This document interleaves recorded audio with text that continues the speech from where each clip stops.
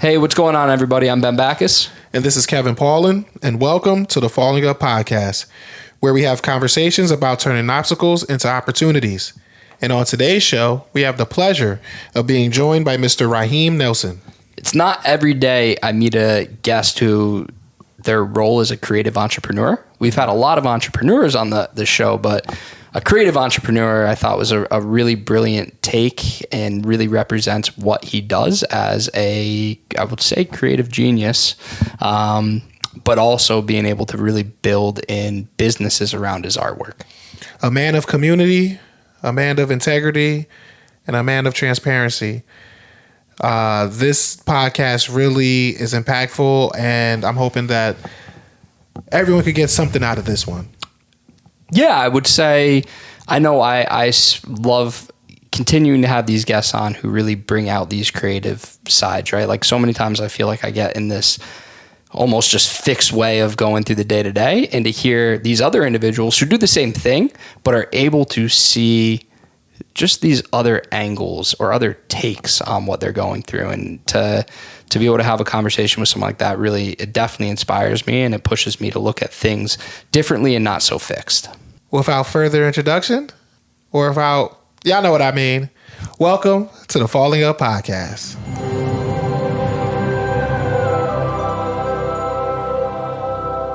My name is Raheem Nelson, and I'm a New Haven born and raised artist.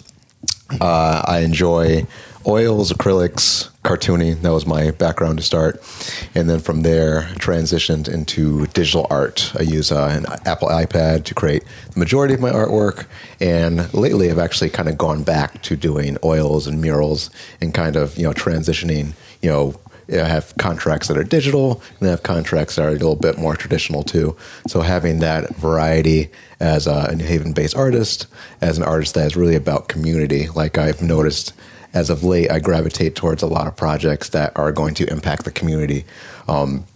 Like having contracts for Arts and Ideas, for the Arts Council, for nonprofits like that. That tends to be the artwork that I really gravitate towards. Artwork that is not just to look good for art's sake, but that's really going to impact an entire community, really going to inspire an entire community. That's really what I am driven to create, artwork that's going to really make a difference for people. I like that. So we'll definitely jump into, I think, what some of those projects look like. Before we do that, you, in the bio, it used the term, and it may be my ignorance, but I don't think I've heard it before, creative entrepreneur. Yes. Oh, yeah. Can you describe that? Because I saw that and that popped out at me. Can you describe kind of what goes into that and what that definition means to you? You need to patent that. I don't know if you got it from somewhere, but if you created that, because I see that too, going over doing our homework, and I said, wow, that's a dope, I like how you brought that up. That's dope. Yeah, I appreciate that. And I'm going to have to give full credit to my wife, Raisha Bivens, on, coining that, seeing that in me, because, I was, just using the term freelancer. And I think freelancer is fine, but it doesn't really encapsulate the work that I do as, and not just an artist, but somebody that works in the community, somebody that runs events, somebody that does photography, somebody that does murals, social media marketing, all those things. And she was like, oh, like, you're not just freelancing, like you're a creative entrepreneur. I'm about my business. I'm about marketing, I'm about creating art and networking with people. And when I really think about it, like that fits, because I'm not just looking for the next contract. I'm looking to build relationships. I'm looking to foster growth with people. Like the best contracts I have are formed out of long-term relationships. So to me, when she coined that, I was like, yeah, like that's definitely what I'm going to run with, because I think it's more appropriate than like a work for hire. Like I'm somebody that likes to go into a business and positively impact it and leave my mark. So shout out to sis. Yeah. Shout out to sis for that. I like that. Definitely. Where did that come from? That drive to impact the community. Oh, that's a good one. I think it's always been in me since like grade school, but I've nurtured it over the years. Like it started with me like getting into cartooning. Cartooning was a big thing for my entire family. Parents drew for me Ninja Turtles, Sonic the Hedgehog, all those classic kind of characters. Yes. And then picking it up on my own. And then I would like be marketing and branding like, I'm just thinking about it now, marketing and branding myself since like grade school, like showing my fellow students like, hey, like these are the comic books I'm into. Like I'm creating my own comic books, meaning like writing, drawing, inking, coloring, all that stuff, teaching myself the business side of it. And then, I would be selling to, my friends as well. So like really just taking like those entrepreneurial gifts that were innately in me and just like using it since like way back then. And I think the community piece of it, I just kind of fell into. Like I went to college in New York at the School of Visual Arts, just being around a lot of different arts organizations, kind of fell into, working with nonprofits, like the Arts Council. I had my first curated art show there. And it was funny because like I graduated, and then like right after the graduation, my uncle and my aunt from Minnesota, my mom's side of the family, flew me out to do a mural. So like I was working on a mural on my uncle's garage while curating an art show for the Arts Council. So I was like doing multiple things, and I wasn't even like in the same state. So like I was having artwork get shipped into the Arts Council, Greater New Haven, approving that, working with the staff, and then like it just turned into like this beautiful art show. I was like, oh, I like not just creating the artwork, but like having the community engagement piece. So like over the years, like I've curated shows here and there, and I think I'm kind of like getting back into the events kind of thing. Like I also created a menswear cocktail event for Known Co-working. They hired me for a contract to do that, and I told them I had some events experience and then fashion experience as well, and just kind of wanted to bring people together under one roof to talk about fashion. And it really just kind of transformed into just like not just like the business cocktail hour to like a conversation about how fashion and style can empower people in general, and then people of color, and then women. What does it look like for a woman to be into menswear, and then how's that just gonna impact the psyche? So like it turned into like this really deep, rich conversation. I was like, all right, like I gotta make sure we get to the cocktail hour and everything, because like the conversations kept going and going and going, and I think we probably kept it going for like an extra 2 hours just because the conversations were so rich. And again, just realizing like, okay, I love making art and that's in me, but like it's really a community-based thing now. Like I really enjoy just being able to create something, put it out into the community, whether it's an event or a photo project or a mural. And it's like, okay, what do you think of this? Can you interact with this? Like having events kind of being this living creature that, you can foster and then, duplicate and do other things with too, is something that I think I've really fallen back into, especially like coming out of the pandemic and everything, and then just having this need to create with people and, having to socially distance, and, now, restrictions are eased and everything so we can have the events again. So I really just looked at it like, what can I do to contribute with my skill set and help empower other people too? The innovation that you're discussing, so many guests, and this podcast has really opened my eyes to the term creativity. You're able to take this kind of the starting point and morph it into something so great that brings so many people together and touches on so many. And that's really opened my eyes, and just thinking on my day-to-day where I'm not in the most, I guess, creative industry. But being able to try to put my flavor on things now based on conversations with individuals like yourself, it's a really, really special thing. And my guess is the term creativity is going to play an overarching theme in the conversation tonight. And I found a quote by the late poet Sylvia Plath, and it states, "The worst enemy of creativity is self-doubt." Does this quote ring true to you? And if so, can you tell us about a time where self-doubt or kind of that mental block got in the way of creativity, and how you were able to forge through? Oh, that's a great question. That's actually something I delve into for artist talks that I've been hired to do, like for Arts Alliance for Stratford. And I talked a little bit about that at Quinnipiac University for an event called DiasporaCon. Like what does a creative do when you're feeling uninspired? And I think it's just like an ongoing conversation. And for me, I think over the years, I've developed a resiliency to self-doubt and, uninspiration. And I'm not saying like it never happens, but I try to make sure I have strategies on how to get from one place to another and pivot. So it might be like, say, maybe it's dead of winter or something, and I don't really have contracts I'm excited about or something like that. What I'll typically do is, go over old work that excited me, different contracts, reach out to old clients to maybe start something new, or even just kind of like fall back and see what other creatives are doing. And that'll usually get the creative juices flowing. And then also going to events, Jazzy's Cabaret is a big thing for me. Going out, dressing well, feeling kind of like I'm in Harlem without actually being in Harlem. Right. And then New York City is definitely a huge inspiration as well.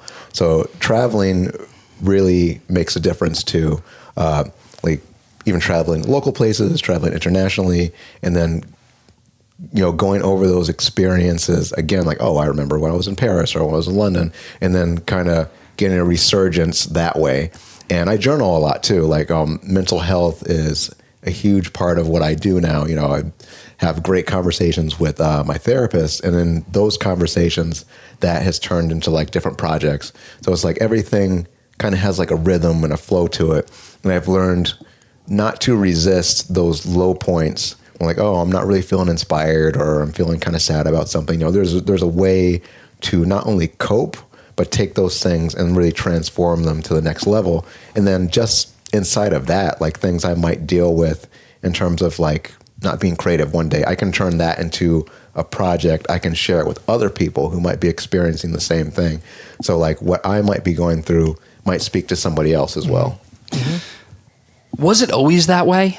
And the reason I ask is there was so many incredible, really identifiable skills that you just laid out there. And I jotted a few down. One, being able to observe, right? Hey, we don't always need to recreate the wheel. We can observe what others are doing and get inspiration from them. Yeah. And then two, being able to use past reference points, right? To refer back to a time where, hey, and again, I preface this by this podcast is all about turning obstacles into opportunities. And I think this creative process you're talking about, in a sense, can be this microcosm for that individual who is really stuck and may not know, hey, what are the steps I can take to move forward? So when I say, was that always the case? Was there a time? How did you learn those skills, I guess, is the short version. Question. So I think for one, just kind of being like a sponge and being humble enough to absorb other influences and ideas. And I think like, to put it simply, like just living life. Like I'm open to meeting other creative people. I never feel like I'm in competition with other people. I'm only looking at like, okay, how can I be the best version of myself? How can I collaborate with people? So I would say definitely New York was a big thing in terms of like me just stepping outside of myself, getting out of my shell. Cause I think like probably middle school, high school and everything, I was probably like more on the shy side, but like being in college, and I commuted to college actually in New York. So that was an experience in itself too, that kind of like really instilled in me like, okay, how much do you really want to be an artist? Like this is the time to show it. Like by circumstance, dorm prices were crazy. So having like those studio painting classes, seeing other artists, seeing how they work, it's like, oh, Raheem, like you could put this into your work and it might look like this, and being in critiques and kind of not always necessarily getting constructive criticism, and then knowing how to absorb that and I guess like be not so attached to the work and look at it like, okay, this person is trying to help me in their own way. So I think that experience opened my eyes to absorbing the work of other people and really being inspired by that. To point to a great book by one of my favorite authors, Austin Kleon. He published a book called Steal Like an Artist. And to me growing up, like I always had this fear of being inspired by other people. It's like, oh, I got to do my own thing and blah, blah, blah. But like every thought comes from somewhere. And I look at this book as like a template for like really the greater part of my art career, like reading it, like there's good stealing and there's bad stealing. Like good stealing meaning you're taking from multiple sources, multiple people, multiple ideas, and then forging your own identity. Versus bad stealing, you're just imitating, copying one person, and you're not really being open to new experiences and new ideas. So I think I've learned a lot of skills by just being open. And, even taking on jobs that I really didn't have that much experience for, I was open and I was able to pick up certain things, like pointing to an experience I had in New Orleans. And this was amazing because I piggybacked off an art show that I was a part of in Palo Alto. I piggybacked off of that. I made a connection in Los Angeles. Well, a reconnection really, because I used to work with this person. And she said, like, have you done any murals in the past? And, you know, I was really just speaking about the murals I'd done, you know, again, going back to community in groups. But this was somebody that had a restaurant in New Orleans and on Royal Street. Royal Sushi in NOLA, and he was looking for an individual to do a mural. And I hadn't really done that before. So I was kind of just going off of the strength of my portfolio and the work that I had done collectively. And I was like, you know what, I can do this. I haven't necessarily done this, but I can show you that I can. So I approached it like, we got there, we got the paints, we got all the materials, and then he gave me a key to the restaurant. Because, you know, when I got there, you know, again, I had some doubt. Like, am I going to be able to do these murals? Like, it was 2 big wall murals. Like, you walk into the place, there's one wall that's stretching this way, and then there's another connecting wall. And he wanted both done. And the caveat was, you know, like, I can do the artwork for these different characters. Like, he wanted a geisha and a samurai and a dragon and like a big Japanese tidal wave based on like the Great Wave, whatever that piece is, like referencing that. And I was like, am I going to be able to get this done? And I was able to do it, not only because he gave me a key to the place, I could come, I could make my own schedule. So he really gave me a lot of flexibility where that was concerned and put me up in this nice hotel. But it was like, make your own schedule, get it done. And, you know, so I was building a connection with him, keeping him up to date on the work I was doing. Like, do you like this? Do you like the direction it's going in? And then we developed a nice partnership and a relationship. And I probably finished maybe a few days before I actually had to go. So I had that time to be able to explore New Orleans and be on this beautiful work trip and build like a relationship with this client who has this restaurant that's doing extremely well. It's one of the top rated sushi restaurants in New Orleans, and being able to just go on Instagram and like see these murals I tagged up and everything with my paintbrushes just do well. So like whenever somebody that I know is going to New Orleans, I'm like, you know, check out Royal Sushi NOLA. Like, these are the murals that I have. So I love being able to build relationships and just kind of like leave my mark on a place. Like, I've only been in New Orleans once. I would love to go back, but like I've got a permanent fixture there because I was able to build this relationship in New Haven, in California, and then turned into New Orleans. And that doesn't even speak to the confidence you must have built through that experience, right? Yes. Meaning, hey, God. I don't know I can do this thing. And what it made me think of an experience I had years ago. I was kind of relatively new in public speaking, professional development, and I got asked to do this seminar on bullying for this pretty large school. I didn't really know much about the specifics regarding bullying, but I knew I could trust on my fundamentals. I understand human behavior very well, and I was willing to do the research to be able to put a really thorough presentation together. Yeah. And by saying yes to something that I wasn't totally sure in doing, Right. it opened up this whole new landscape for me, where now I feel very confident in taking on materials that I'm not an expert, but want to be an expert in. And that sounds very similar there. And it's just I think a testament to the courage and so many of these principles that you were able to demonstrate to accomplish that job. And now you have this lasting impact on a major city that you've been to once. Exactly. Yeah. I love that you put it that way too. It's like, I want to be an expert in this. I'm not an expert in this yet. And we're always learning and developing and picking up new skills. I mean, I remember having the talk at DiasporaCon at Quinnipiac University and talking about NFTs, which I'm really big into now, and just saying to my audience, like, hey, like, I'm still learning this too. I would like to talk about what my experience has been so far. So not going in front of the audience and saying, I know everything there is to know about NFTs, because that's just not true. But like kind of doing my research, kind of having almost like a thesis paper, so to speak, in a visual sense, on my findings, on what I've sold, and I've been building community on Twitter, and then being able to field questions and, you know, not always having the answers to that, but just being able to like start a dialogue, like what do NFTs mean for artists? What do NFTs mean for photographers? And just forwarding the conversation, because I don't really know too many creatives talking about NFTs in New Haven, and I want to be at the forefront of that. So again, like I'm not an expert in ABC, but like this is what I'm learning. These are my findings. This is what my experience is, and you can do it too. Having that, be a part of it as well. Like not just like doing a spill on like, okay, this is what I'm good at, blah, blah, blah. Like, no, let me show you how to do this so you can do it too if you're interested. So with that said, because I want to ask you about NFTs. Yep.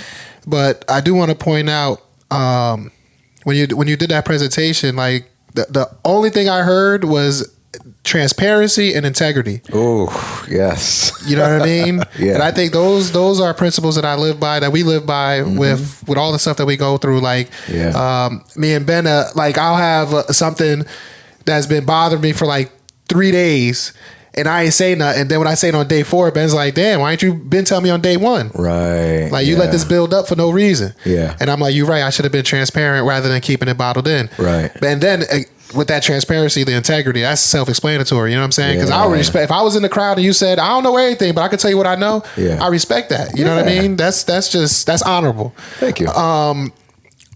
I do have a whole thing right here. Oh, go for it. You got me for the time. Yes. I appreciate you. Of course. Can you tell our audience, because there's so many people that have no idea what an NFT is.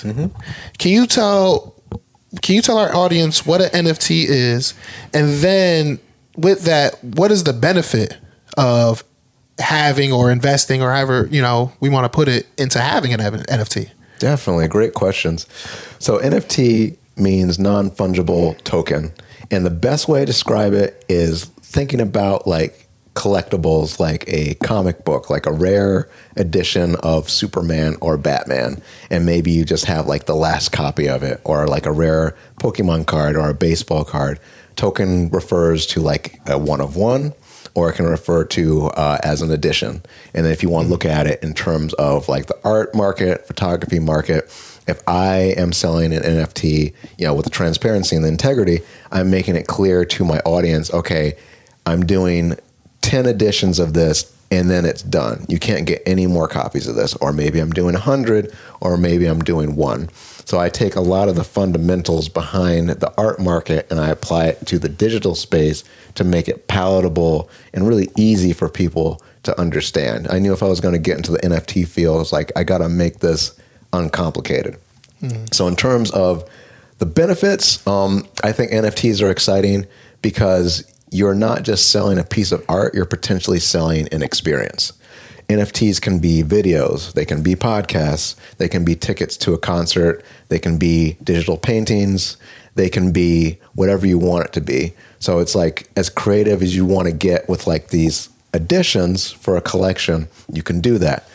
Perfect example, like if you were to sell a podcast episode as an NFT, you could have extras on it. Like maybe somebody who buys it gets a shout out in the NFT, the podcast. Or if you're doing a painting, maybe that person gets a video with the artist explaining the entire process of the piece and a video of them making it. So like they call it utility. So like you're getting something of value and then you're potentially getting an add-on because you're purchasing maybe this one edition of this piece. And what's really special about NFTs, it goes on something called the blockchain, which is like a ledger system. And, going back to the transparency, if I sell 100 NFTs tomorrow, I'm going to have a record of everybody that's bought from me. And those people that have bought from me, they're going to have that record too. It's sort of like a banking system. It keeps everything organized, and it's something that's secure and can't be manipulated. I use a platform called Voice HQ. And Voice HQ is really amazing because you can use a credit or a debit card from, the person standpoint who's buying it. Whereas in most cases, if you are buying and selling an NFT, you need what's called a crypto wallet to hold like the cryptocurrency, like your Ethereum, your Bitcoin, that kind of thing. You're usually using that to purchase any kind of NFTs. And that can kind of turn some people off. And I get it because like, Ethereum is a cryptocurrency, for instance, and like think of like gas prices like going up, and down. Like it can be kind of a pain. Like I'm working with a client now, and he's selling something for Ethereum, and the market is kind of like all over the place. So I kind of encouraged him to adopt using this voice platform, because I can say like, hey, KP, like I just put out this NFT, 10 editions. I would really like you to buy one. You can just use a credit or debit card. You don't have to worry about fluctuating prices because it's just going to be locked in. Gotcha. And that's one of the reasons why I've been able to just use this platform successfully, because everything just, it's not going to fluctuate, because they use a cryptocurrency called USD coin. And USD coin is like 1-to-1 with the US dollar. And that's just the best way I describe it to anybody. So tons of benefits to, selling NFTs, because I said, again, like the add-ons. And then if you're buying them, you're getting something new, you're getting something fresh, and you're really getting a chance to connect with either the artist, photographer, or creative, because, again, you're able to build that relationship off the NFTs. And, it gives a lot of purchasing power, because you're able to establish that connectivity with the actual person selling the NFT. You don't have to go through a gallery or something to buy a piece of art. And if you want to resell it, that artist is going to get a profit every time, because it's locked in that way. Whereas like with traditional art, we artists kind of have to chase down the royalties, and we may not see royalties in traditional art. So that's another benefit, for NFTs. Like you're being able to support that artist, and it's just kind of trickling down where everybody will get some profit off of it. How did you come to kind of land on this idea of wanting to go the NFT route? What was that process like when it just clicked and you're like, hey, this seems like a really great idea? Yeah. I love that question too. So initially I checked out this platform called OpenSea. And OpenSea is like probably the biggest NFT platform on the market. And I think it's cool. But at the same time, I was kind of turned off of the whole Ethereum thing. And then they had at the time, gas fees. Gas fees pretty much like, I'll compare it to like credit card fees, and it just kind of accumulates. Like if you're trying to create an NFT, starting out, like you're going to have to buy into it and pay into it that way. They kind of changed it here and there where you don't necessarily have to do that. But at the time, I wanted to avoid that. I wanted to have like as much profit as I could if I was going to be investing my time into this platform. So after probably a year or so of looking around, I found this Voice HQ platform. And, again, going back to the transparency and the integrity, Voice is great because they're eco-friendly. Most NFT platforms, it takes a lot of processing power, which isn't necessarily good for the environment. And they're trying to change that. But Voice is at the forefront of being eco-friendly, carbon-free, and they're transparent about what they're doing. And they have an amazing community. So like that community thing, going back to a need that I already had that I wanted to foster, that kind of helped me fall into this where, I'm building community on Twitter. Like I'm not just posting about my stuff. I'm giving tips. I'm creating like these infographics based on, these artist spaces that Voice has usually to give back. And then another thing I've been doing, give back with Voice, is like doing giveaways and just kind of wanting to fit that into my personal brand somehow. It's like, what, if you help me get to 1,400 followers on Twitter, you can expect to claim a free piece. And that's really attractive to people. And Voice has it set up where whoever's getting a free piece from me instantly turns into a follower. So I just hit 1,300 on Twitter the other day. And so this will kind of coincide with something else too, with my feelings on fan art. I create a lot of fan art. I have created a lot of fan art in the past, and I try not to sell it because of copyright laws and stuff like that. So what I'll do is, what's fan art? I'm sure. sorry. Yeah, thank you for stopping me. Fan art. So like, I did a picture of Chun-Li, from Street Fighter. Oh yeah. I don't own that IP, so I'm doing it because I'm a fan. And you can sell fan art, but like it's a slippery slope. Like Capcom, for instance, could come after you because you're making a profit off of their brand. So that, I think for me, I take the stance of like, I'll create the art. I'll put it out there, not necessarily make it part of my portfolio, but maybe I'll put it on Instagram or whatever, be like, hey, like I did this because I'm a fan. So I've turned that into doing giveaways and then community building and engagement and then getting people excited about it. And, you know, just kind of saying like, I think I did it a few days before. It's like almost hitting that 1,300. This is what you can expect. And then when that got unlocked, I put out 100 editions of this Chun-Li piece. And I think I probably like spent 8 hours on it, like on and off. So, you know, it took a while.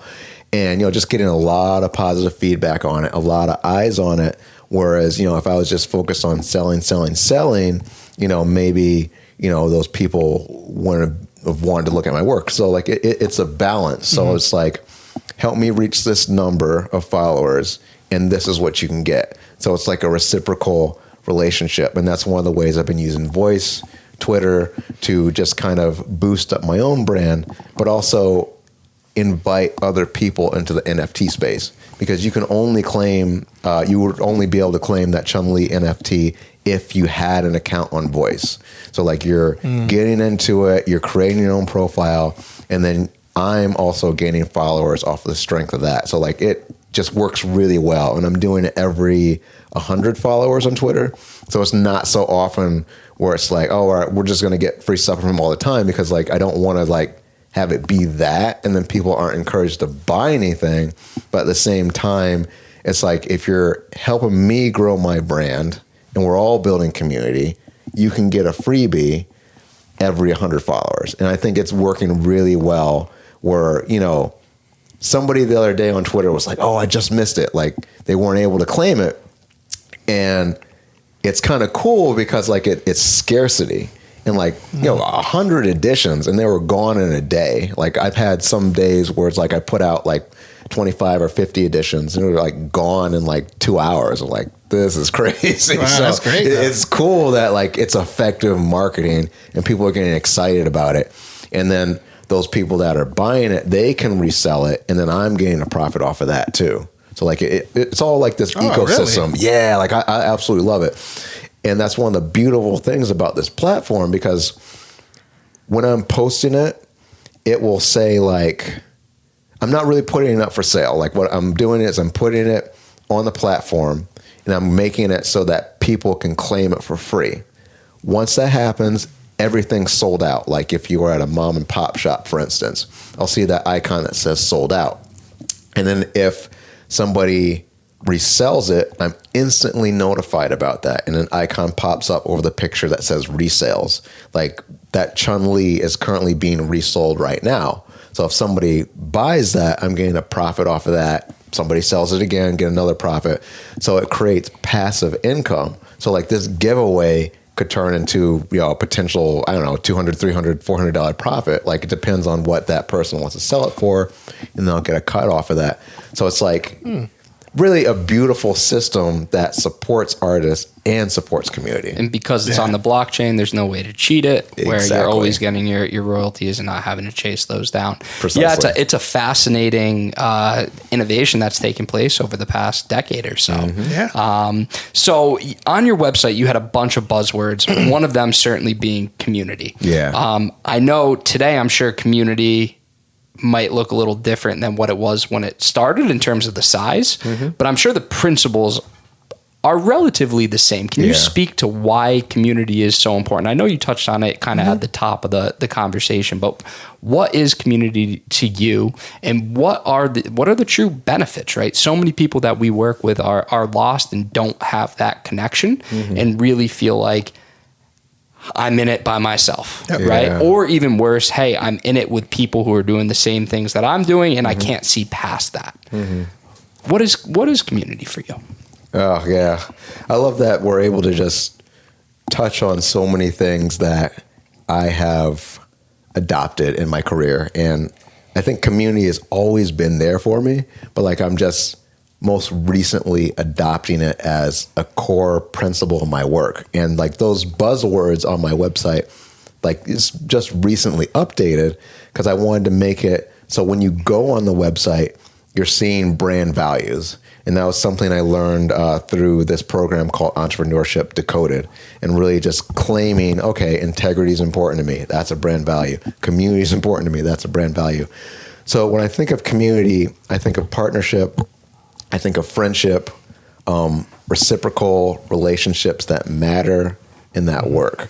And I'm not trying to like have any kind of relationships, business or otherwise, that are just that have no value. You know, like we're all on this planet for a limited amount of time, and I want to make the most of my time here. And there are so many relationships that can be built, authentic relationships. Like authenticity is a big thing too. So authentic community, I think, is really important for me. And I frequent co-working spaces like Known, doing events there, talking to people. They have like their wind down Wednesdays and everything. And I'm just going to connect with people. Not really going with an agenda and everything. Like, sure, new business is great and everything, but really going to see what other people are doing. And can I help them? Can my artwork, can my photography or my social media marketing be of benefit to them? And is there some other way I can connect them? Like connecting community is a big thing for me. You know, being somebody that does this design work, does all this other stuff, but connectivity is definitely in the cards for me too. So connectivity, community, and the benefits I think are just endless. Like having new friends, new partnerships, new relationships, and new experiences. Like everything just kind of coalesces and becomes cohesive, like going to events in person and networking, and then networking online. Like I really enjoy Twitter Spaces for one, and you know, speaking and also listening I think is equally important. Probably listening a bit more important, but like just advocating for yourself is really important as well in terms of community and letting people know what you're about, what you stand for, and then also absorbing what other people stand for as well, and just really creating, like I said before, an ecosystem. I think a connected ecosystem is what I think of when I think of community. Yeah, what comes to mind as you were speaking is this idea of we don't know what we don't know. Mm-hmm. And when you open that door and you have no idea what's behind it, it leads you to a new perspective, right? And then from there, endless things can happen. I always think, like when I first met you, I had no idea there was a nonprofit down the road. I had no idea there was a podcast down the road. I had no idea there was the trips to Indy and up to Foxborough and all these Like I had no idea that Virginia those things. Beach. I had no idea that those things were going to happen. And through that, right, it's pretty special to follow that and build it. And how do you know when you found your community? Because I think that's a place that I've gotten lost numerous times in my life, was thinking that I have this community and really I don't. Okay. That's a brilliant question too. He's on fire. Yeah, I know. It's like boom, boom, boom. Let's go. Kudos to the questions. Oh man.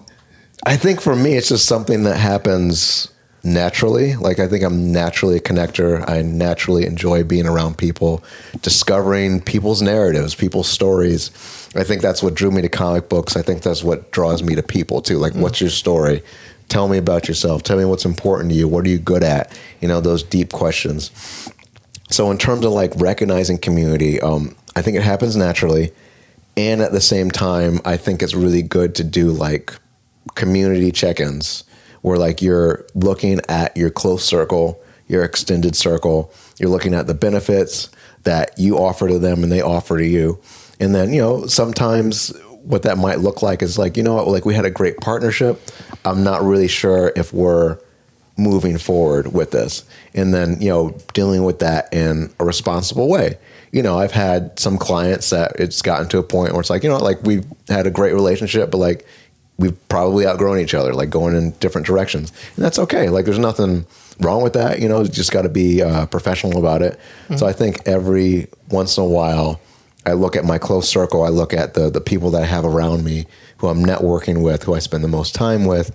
And then that gives me value. I'm assessing the value in terms of what I'm getting and what I'm giving as well. Because, you know, everything for me has to be reciprocal. And then from there, like if it feels right, then, you know, just continue doing it, continue to see what can blossom and grow. But if something feels off, you know, like the integrity and transparency piece, you know, really speaking on it, I had a contract a few years ago that was kind of difficult to manage.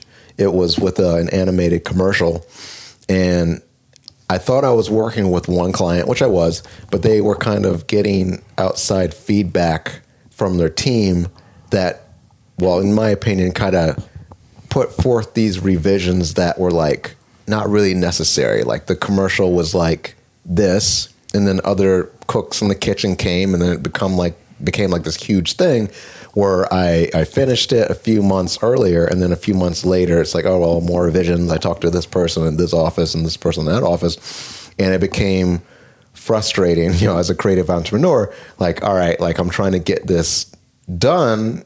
I'm trying to provide a product that works for your business and for my portfolio, and having that happy medium. And I keep getting all these revisions. So I actually talked to my mom about it, who I consider like my first, art agent, because like she's just level-headed and super intelligent. And she said to me, like, you know what, like you got to kind of corral these people, have one meeting and let them know what your experience has been, going back to that integrity piece. So I did it in a professional way. I was like, hey, like it doesn't really work to have like tons and tons and tons of revisions. And it really seems like, saying it in a nice way, like you guys can't really make up your mind. Like, can we come to a cohesive decision so that I know as the artist and I can deliver this product on time without having all these revisions? Because with revisions, it's like you get a few free, and then after that, there are overages and overages and overages. Mm-hmm. And I was trying to be responsible of that. It's like I'm not trying to overcharge, and at the same time, I don't want to be taken advantage of. So after getting that advice, it really just took one meeting to make it happen. I knew that meeting needed to happen as well, because I think I was like in transit, like flying to California. And then when I landed, like all these emails about revisions, I had to shut it down. I was like, I'm traveling, I'm in California, I will get to this when I get back. It's like, so boundaries in that area, right? Because I didn't want to have that encroach on the teaching engagement that I had in California. And they weren't necessarily, in my opinion, being that responsible with their communication. So, just had to check them a bit, and, just doing it in a responsible way. Had the meeting when I got back to Connecticut. They gave me, I think it was like 2 to 3 more revisions, and then we're solid on that. So that's another thing I would like to instill in creative people. If you're freelancing, if you're an entrepreneur or a business owner, you have to not be afraid to have those confrontations, because they will come up, and you just have to show people, okay, this is the way I do business. I'm trying to help your business and make this a smooth, streamlined process. And to do that, it sounds like you use 3 principles that I really picked up on. 1 was self-reflection. Mm-hmm.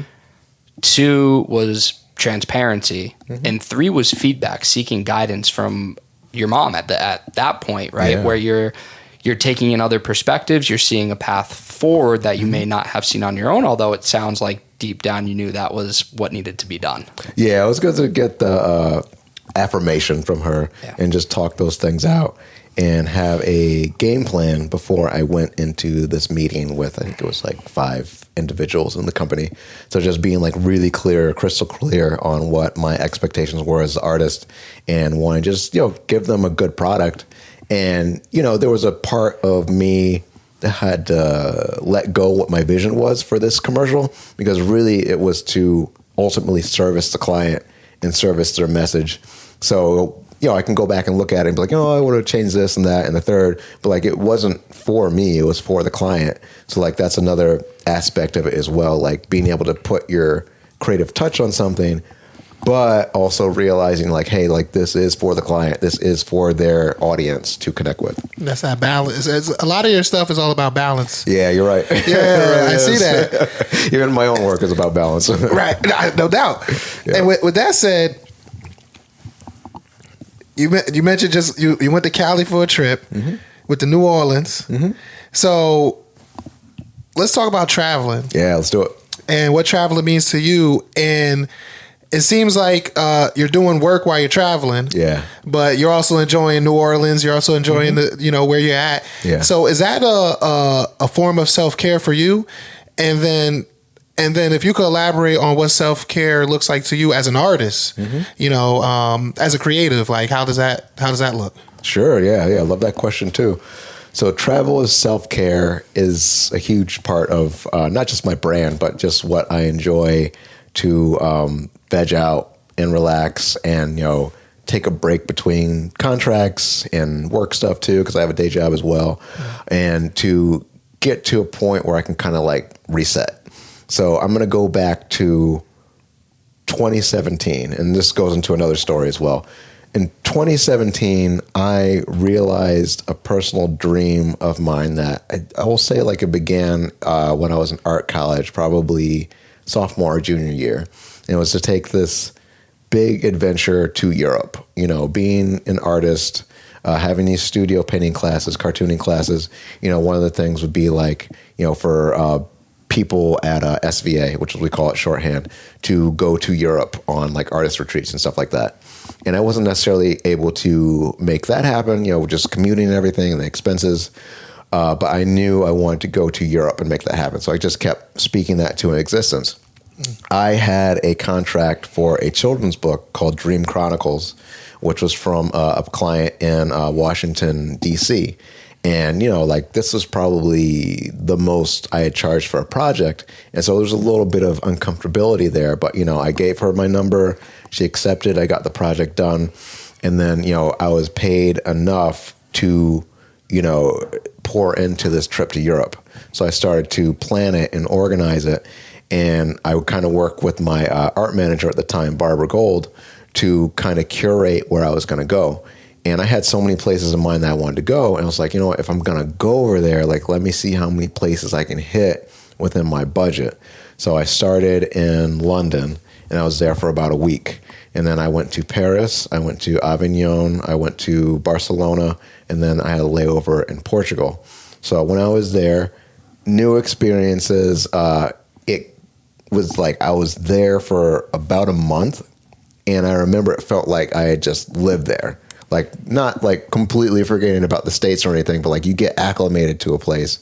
I will say I especially felt that way in Barcelona because I think I was there for the longest amount of time. But I had always wanted to go to London, and it was a good way to connect with my mom too, because she went there, I think like either during high school or after, and she lived there for a bit. So I would be calling her up on like WhatsApp, like, hey, I'm at Tower of London. Going to these places that she went to, like Buckingham Palace. And I would literally stop on a street corner, with my back to something to be safe for pickpockets, and create a painting just on the spot. And that was a great way to connect with people. I would be going to like the Portrait Museum in London, for instance, the Natural History Museum. And I had some friends that were out there too. So I'm like reconnecting with people, meeting new people. I went to like this Airbnb get together where I met like people in the TV industry, movie industry. Like it was just so cool being over in London and having that experience and really seeing like similarities, like where parts of London would remind me of New York City. And it's like being away from home, but kind of feeling like I'm home. Mm-hmm. And then just kind of like not wasting a minute of my time. Like every day I would get up, go take photos. And I had like an instant camera, I had my iPhone, and I had my iPad. So I would just kind of like divide my time up between creating paintings, doing photos, and then doing instant photos. And then, just creating like a scrapbook. And I think the highlight of the London part for me was being in Camden. And Camden being where... New Jersey? Yeah, Camden Town in London, where Amy Winehouse grew up. And I went to the Jewish Museum, and it was interesting because like you couldn't take photos in there. So I'm like, all right, how do I get around this? So I made live paintings of this Amy Winehouse exhibit. And I kid you not, it was like stepping into her home, because like dresses she wore to performances, scrapbooks, vinyl records, like it was absolutely beautiful. And it just reminded me how big of a fan I was of her. Mm-hmm. And I felt like I was getting to know her in a way that was like exclusive to this museum, which was really cool. Mm-hmm. So doing that and then transitioning into, going to Paris. I was actually like really nervous about going to Paris just because of the language barrier. And I was like, oh, this is going to be such a problem. So, I like learned as many catchphrases, paraphrases that I could, it got to like where I would start off in a little bit of French and then ask them if it was okay to switch to English, asking permission if that was okay. And then like that ended up like being something that really worked well for them. And then I was an artist as well. So I think they really got into that, like going to the Louvre, taking photos, making paintings while I was there. And then there was this really nice cafe near this famous museum in Paris called Tabac d'Orsay. Features a lot of impressionism, that type of art. So I would like quickly become a regular at this cafe, get like a salmon sandwich and a glass of rosé, making friends with the waitress, wait staff, people that would come over, check out what I was painting on a given day. And, again, like building community and, having these perceptions of the French and the Parisians that they're going to be rude and all this stuff. And they were like super friendly and they were super cool. And I had a client that had, I think his cousin or something was in Paris, like he lived in Paris. So I was able to connect with him and his friends. And it was really funny because like, I'm a video gamer and everything too. And we were playing Street Fighter. And like as soon as he took out the joystick, I was like, "Oh, I'm done! Like he's gonna destroy me." Oh yeah, the joystick. He did. Yeah, the real. Okay. So it was like I came from New Haven to Paris to get like bodied in Street Fighter, and it was so cool. I was like, "You got me!" Like the French are good at Street Fighter. That's why you painted Chun-Li? Yes, that's why. It was a problem. I was like, what is going on? So like last night in Paris, we were walking around, drove around first to like Moulin Rouge, saw Eiffel Tower at night. And then like we went by the water and then I create this beautiful painting that I call, One Night in Paris or like Last Night in Paris. And then they're watching me do the painting, which is so cool because like I'm giving like a talk while I'm painting, which is like a skill that I, started developing a little bit before that trip, just being able to like create something while I'm talking about it, which is like wild to me that, I've been able to like have mastery over this and not really get into my head like, am I getting these brushstrokes right or whatever? Like it's just coming out, I'm letting it flow and I'm telling my new friends like what's being created. So like having that experience was so cool because like just being able to speak to them and, create art in front of them and take like the impressionism stuff that I was picking up while being in Paris and going to all these museums was like just a beautiful and enjoyable thing. And then, last leg of the trip being Barcelona, this part of the trip, I think I felt a bit isolated at that point because I had been traveling for so long. Like my mom just kind of joking, like, are you just going to stay over there? Because I was there for a while. And just having all these connections in these different places, I think I kind of experienced a bit of burnout for like, speaking to so many people and building community where I kind of wanted to just kind of look inward. And I did a lot of hiking when I was in Barcelona, like going on trails and things like that. And I created a lot of paintings that I like probably like more than the other places and kind of just really reflecting on certain things that I wanted. And one of those things was a relationship. Just being single at the time, in Paris is like the city of light, romance and everything. And then Barcelona, is also, I think, a really romantic city with a lot of beautiful architecture. And just realizing that I wanted to find my special somebody.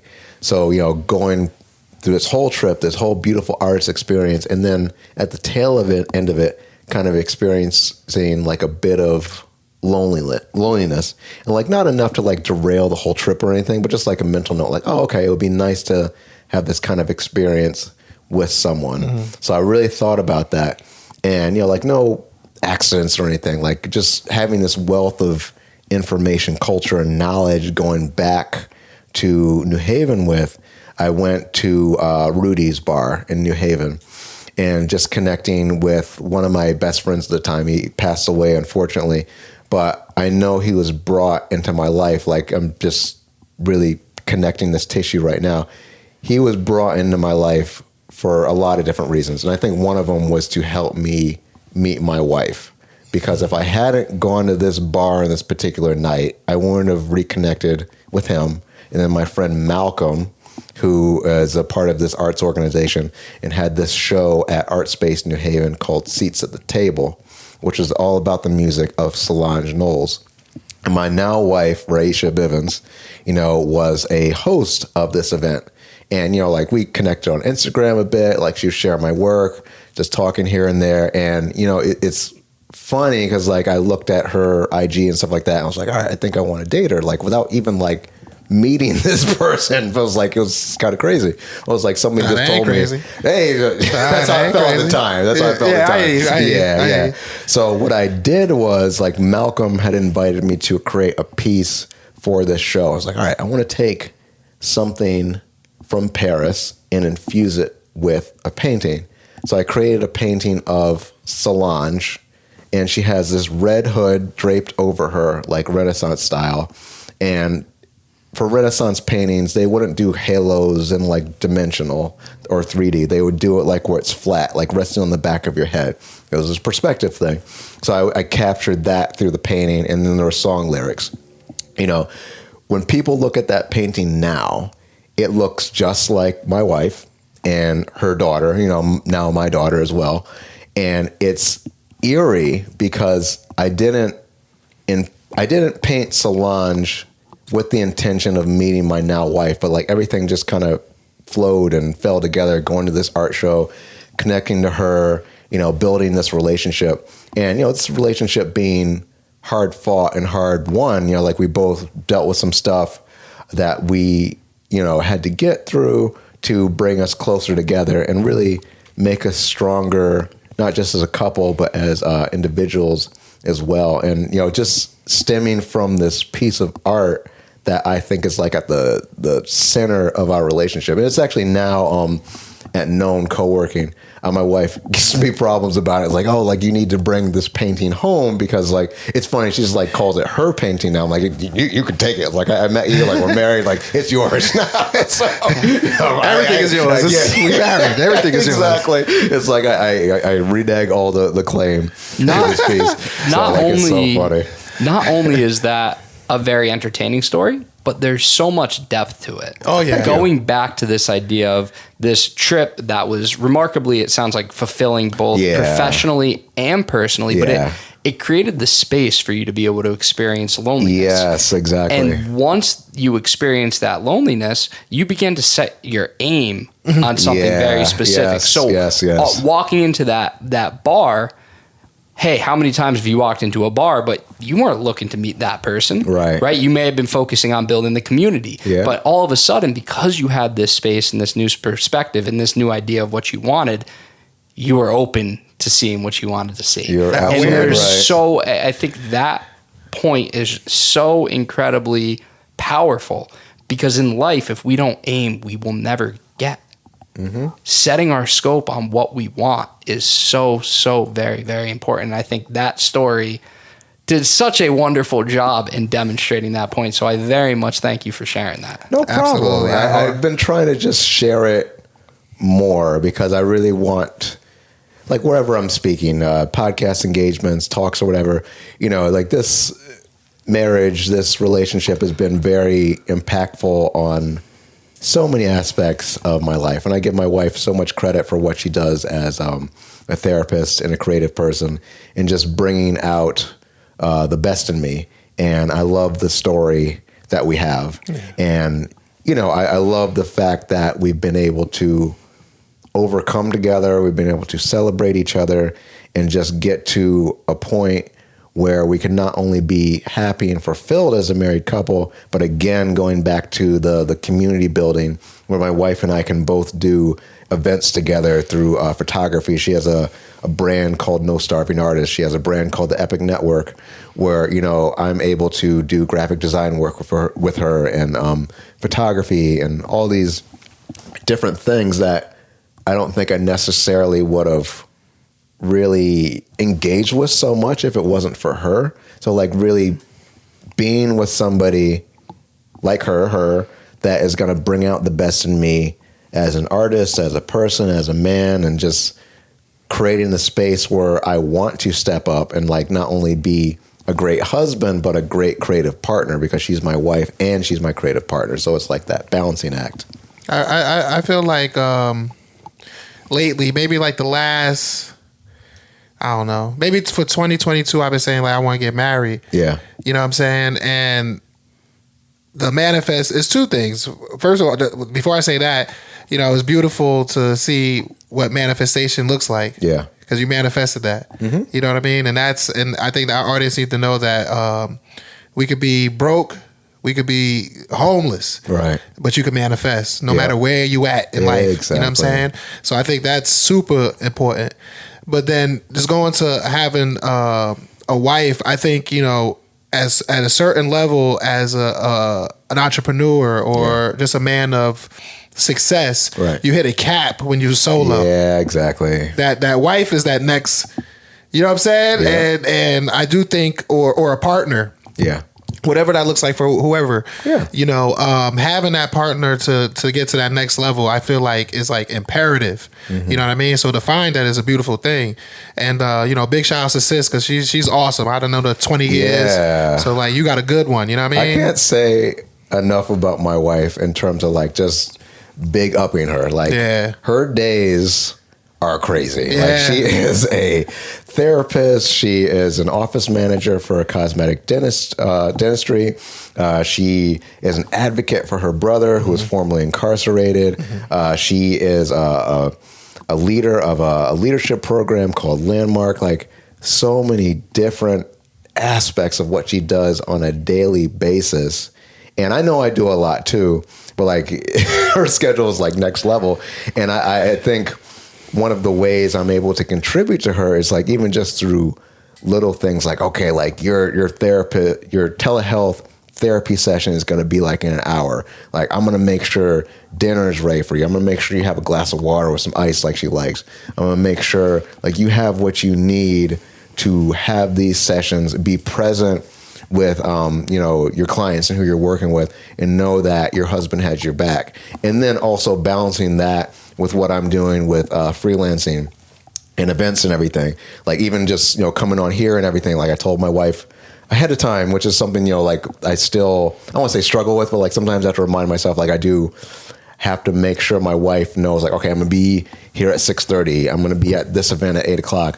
So she knows, like, okay, he's gonna support me between this time, and then he's gonna go have this podcast interview with KP. Mm-hmm. And so what I did was, just taking the car, drove from her job at the dentistry back to the house, made sure she had food, a little massage and everything. I was like, all right, I'm heading out now. You're gonna be done at this time. So like it's really like that integrity piece and that accountability piece that, I want to keep bringing to the marriage as a husband where, I'm able to provide in that way. Like I think it's kind of aspects of, really wanting to take care of her. And I think that's always been a way I felt about her. Like seeing that she's super capable superwoman and at the same time super capable superwoman, still needs emotional support, still needs, still needs this space in the marriage to be like, okay, I have a crazy day. Like, can you just support me with this, this, and this? And not doing it in a way where like, I'm not going to expect something or I'm going to complain about it. It's like, all right, you need this. I got you. I might be kind of tired, but I got you. I'm going to take care of it. I'll make it work. And I think that's been one of the ways of being able to grow as an artist, grow as a person, grow as a man, being in this beautiful marriage that I'm able to develop with my wife. Just real quick, all I hear, this whole podcast, right? From community, impact, these words make me think of when you said reciprocal relationships, adding value. Yeah. You take it on yourself to be responsible. I have to add value to my wife, who can then add value to me. Yes. And I think, one of the things our audience should really, really take from this is that you got to give it to keep it. Yeah. You know what I mean? Or you got to give it to get it. Yeah. You know what I mean? And all I hear is how you're giving, and then you're reaping the benefits. And that's just life. That's just karma. Mm-hmm. You know what I mean? And I think, that's everything. That's a cheat code. That's a cheat code for sure. Definitely. You know what I mean? Iron sharpens iron. And you certainly sharpened my creativity tonight. And I can't thank you enough for sitting down and talking to us. And I thoroughly enjoyed this conversation. Me too. I'm extremely grateful just being able to talk about all these things. And you both have just opened up a space for me where I'm able to touch on so many different aspects of my life. And I love all the other talks and things I've had in the past, but you know, in some ways they've been like kind of sectioned off, like, okay, talking about arts in this area, talking about fashion in this area, and be able to talk about so many different aspects in one conversation is like really enlivening to me. So I'm grateful for that for the both of you. Oh, no problem. Before you say your last question, 'cause I was going to say, where can our listeners find you, find your work? We're going to get to that. I got one thing, because you said something that's on my list. Let's go. It's on my list. Fashion. Yeah, I know. I had to talk about fashion. Oh, please, just if you could just touch on fashion, tell us where that started from, because you be suited and booted. You hear me? And I salute you. I respect it. I love it. Thank you. You know what I mean? Let's talk about the fashion, what it means to you. What is fashion?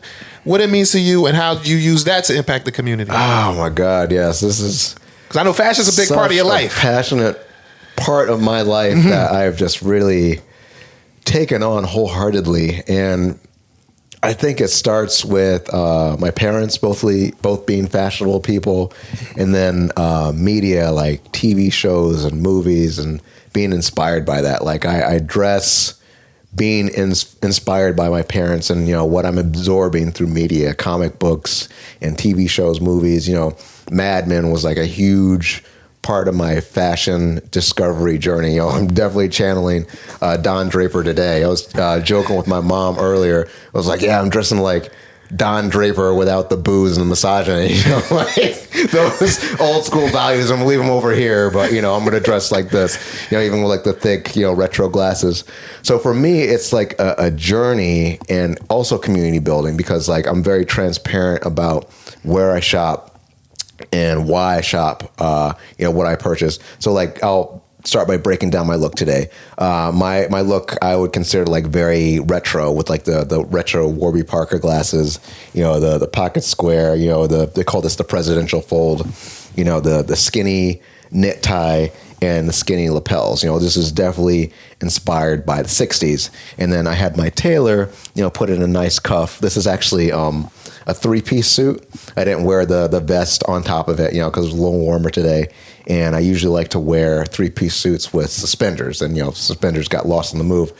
So there's that. In terms of the socks, you know, I wanted to go simple because your socks, I'll say supposed to, but like you can really dress however you want. But like I like to dress in terms of guidelines. Like, okay, these are the guidelines I like to live by. I might change things here and there, but like I'm definitely a student of the game.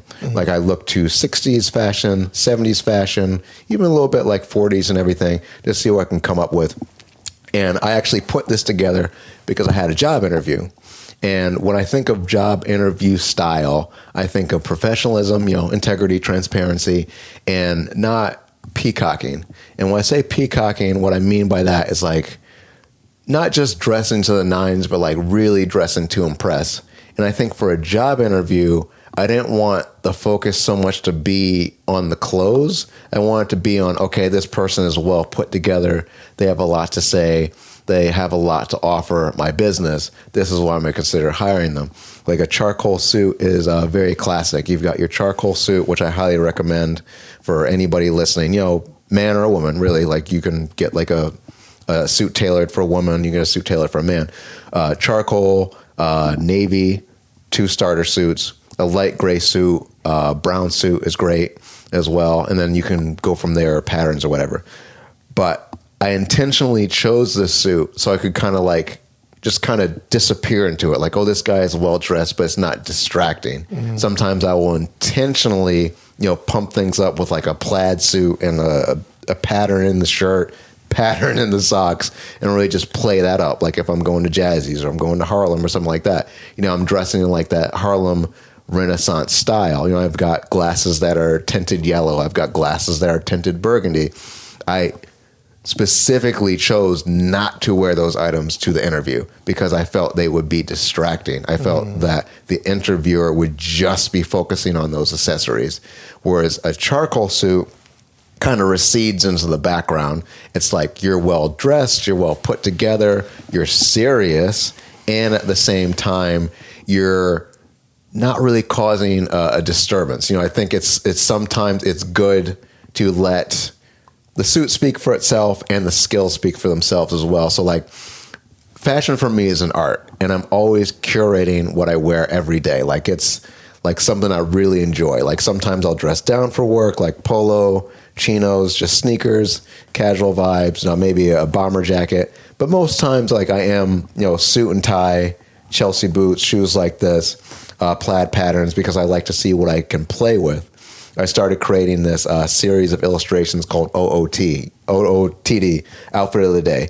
So I've got one which is like a navy suit, window pane suit, plaid suit, just some of my staples. I like to have different staples in my wardrobe. I'm going to repeat these looks. I might remix these looks. So like a tip I would, just put out to anybody, whether you want to get into suiting or casual wear or whatever, is have some staples. Have like a leather jacket, have like a navy blazer, charcoal blazer, have a solid suit that you can mix up with different parts of your wardrobe. And then relating that back to being an artist, there is a stigma to being an artist, like being messy, not being well-dressed, not being professional. And you can dress however you want, but like I like to be put together. I like people to not instantly know that I'm an artist. Not like there's anything wrong with that, but like I think it's kind of fun to play that up, like well-dressed artist, suit and tie, tuxedo. I will dress like that just because I feel like it. I might not even have to go to an event or something like that. So it's usually like, oh, are you a lawyer? Do you do this? Real estate, blah, blah, blah. Like I'm actually an artist. I'm a creative entrepreneur. And dressing like this continues to open doors for me. And it continues to, also create this space of safety for me too, as a person of color. I do think of times where like maybe I don't want to necessarily wear a hoodie in this establishment. I don't want to get pulled over, that kind of thing.